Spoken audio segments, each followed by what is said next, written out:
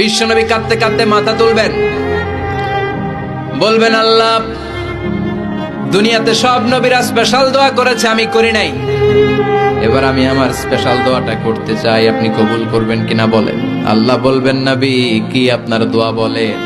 বিশ্বনবী বলবেন, আমার একটা উম্মত যার অন্তরের মধ্যে যাররা পরিমাণ ঈমান আছে, একবার আপনারে আল্লাহ বলে ডেকেছে, একবার আমি বিশ্বনবীর উপর দুরূদ পড়েছে, একবার শাহাদাতের বাণী আমার যে গুনাহগার উম্মত দুনিয়ার বুকে থেকে ঘোষণা দিয়েছে, ওই একটা উম্মত যদি জান্নাতে ঢুকতে না পারে, আপনি আমারে জান্নাতে ঢুকাতে পারবেন না।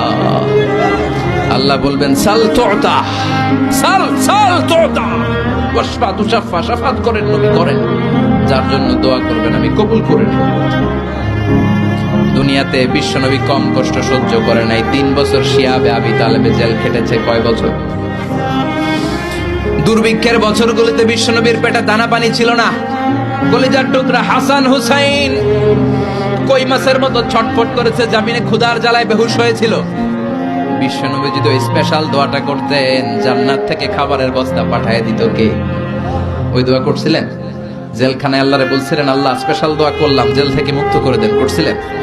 যুদ্ধের ময়দানে নিজের দাঁত ভেঙেছে, উহুদের ময়দান সাক্ষী, বিশ্বনবীর মুবারক রক্তে উহুদের ময়দান রঞ্জিত হয়েছে।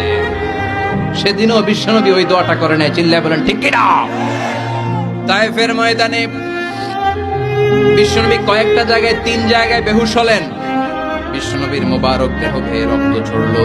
ওই কঠিন বিপদের দিনও বিশ্বনবী এই দোয়াটা করেছেন নাকি? কথা বলেন।